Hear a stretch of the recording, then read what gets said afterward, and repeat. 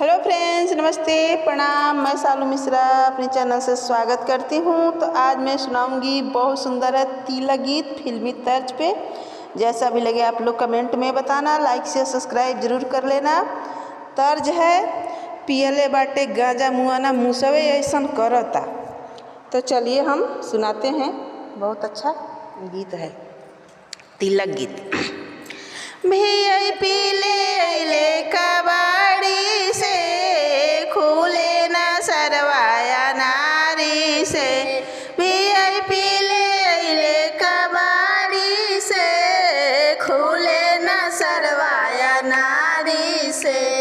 बंदर जैसन ताकल कलोल जैसन बोलता।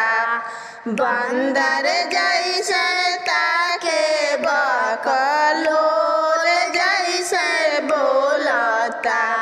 नंबर वाला भी आई फिसलाई रिंच से खोलता। नंबर वाला भी आई फिसलाई रिंच से खोलता।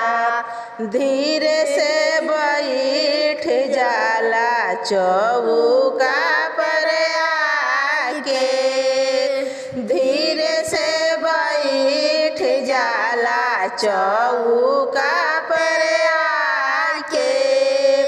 खुले ना भी आई पीता ऊपर नीचे ताके। खुले ना भी आई पीता ऊपर नीचे ताके। जुड़ गई रिश्ता भिखारी से, सरवा सलाया नारी से। जुड़ गई रिश्ता भिखारी से, सरवा सलाया नारी से। बंदर जैसन ताके बकलोल जैसन बोलता।